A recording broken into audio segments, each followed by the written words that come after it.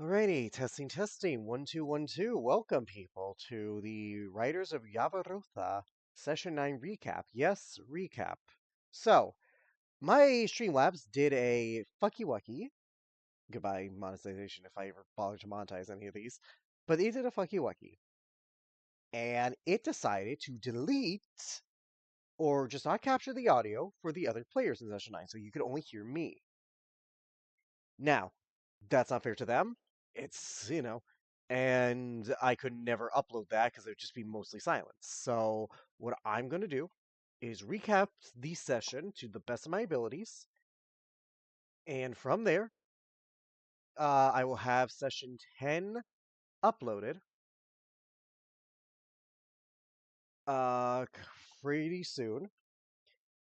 And yeah, so when last we left our captive adventurers, the party was still within the depths of the tunnels of Runswick, the secret tunnels where Verkes seemed to have an imprisoned floral dragon bonded to Melanie, who seemed to also be infected, yet not fully turned by that fungal disease they had encountered on their way to the Black Saber.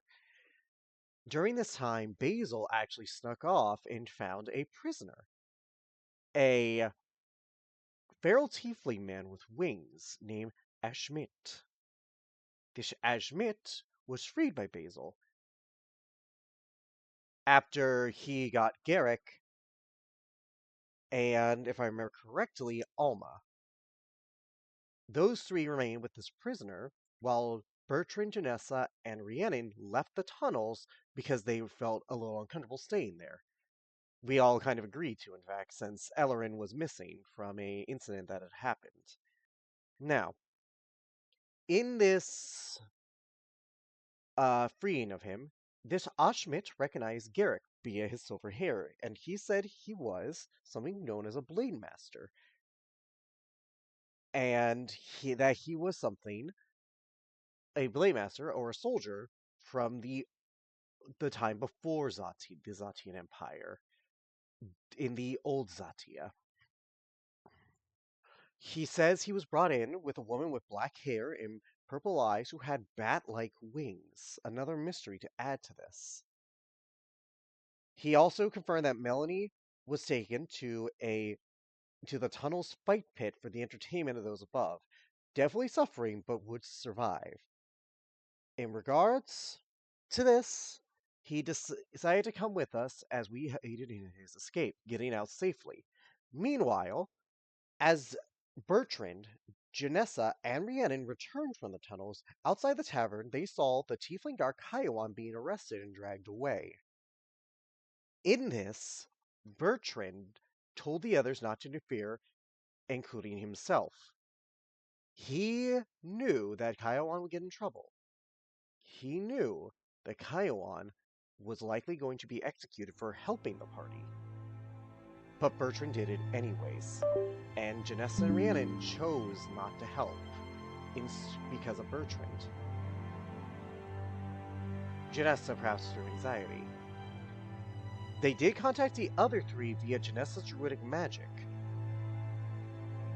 And after one failed attempt and a successful one, the other three did learn about Kaiwan. This is when Garrick decided to confront the captain, who we now know is named Philosant. Philosant. And Verkest. He offered Verkest power over himself and showed him that he was an Asimar in exchange for releasing Melanie and Kaiwan. However, Kaiwan was already executed. Now bound to Verkest, Garrick did inform the party, and they rested that night. The following day, after a successful market venture, the party did go to Verkest as summoned, and he told us that he wants us to bring him a tiefling alchemist, one who belongs in a crime family, and one from Bertrand's past known as Diana. Sergei gave us the rest of the information as we seem to be heading to the deserts. Again, Bertrand's home. This did not sit well with the Minotaur gunslinger. as he was very upset throughout. While Garrick was able to keep his anger in check slightly, he did not talk about his issues. He did not address anything. Even Clara was worried, and he did not talk to her. However, that first night in the deserts, as Garrick and Ran were on watch, it was a clear sky. You could see the stars, though they would fade in an instant, then come back. Again and again, as though something was blocking them. And something was indeed there. An adult black dragon, Cassius. The dragon who was once bonded to Bertrand when he was still with that crime family Diana belongs to. However, still alive, though heavily scarred. Half of his face was torn. You could almost see the bone in that side. As this looked like a creature that returned from the depths of hell itself. In this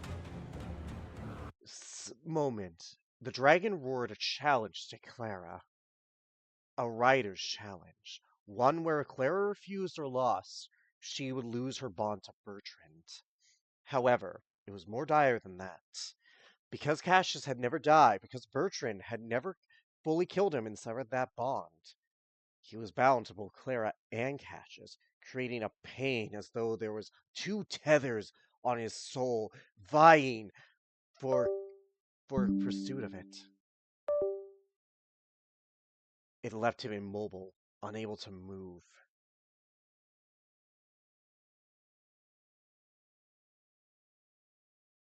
And the battle began. Not everyone knew about the challenge, but we all knew that they all knew that they had to escape, that they needed to get out of there, because this was an adult black dragon. One who clearly was durable. They could not win this. Not without risking lives. The Damascus Wyvern, named Ferris by Ellerin, and Veracos, decided to help Clara in this fight, but they could do little to aid. Garrick himself tried to escape, however. Janessa ran in to try and get Veracos out as well, wanting to save her friend, her companion. And so Garrick unleashed his full strength, his radiant soul, hoping to help distract so Janessa could get out. Things further got worse, however, because in this moment, in this element of agony, in this element of absolute desperation, Bertrand turned to Basil, the child who admired him, the boy who he had ignored for his obsession over the butcher, told him that if he went in to try and help Clara, he would give him that autograph that Basil so desperately wanted. Basil knew that he was being used, but decided to go in anyways. Though the Damascus got him out before he could get in trouble. Despite the efforts of Clara, who fought valiantly, Cassius won, knocking her out. Wounded, missing a tail and claw, he tried to flee back to his masters, this crime family. However, Garrick pursued, passing through clouds of call lightning created by Janessa. In that moment, surrounded by this strong primordial energy, Garrick tried to embrace it. With a lucky roll, he charged forward. A trail of lightning passed behind him as he flew through the chests of Cassius, ending the dragon. While he did do this, moving to catch Clara with the last bit of his strength, making sure she did not suffer from the fall, not only did he fall into a deep slumber where we do not know how long he will remain, the power he exerted, hurting himself so grand that it left him very much subdued. But because Cassius won the challenge, because he died, Clara cannot reclaim the bond. Clara could not reclaim the bond. As now, because of this twin bond that Bertrand had, that is where we ended the last session. And it will be continued in session 10. Thank you all for listening.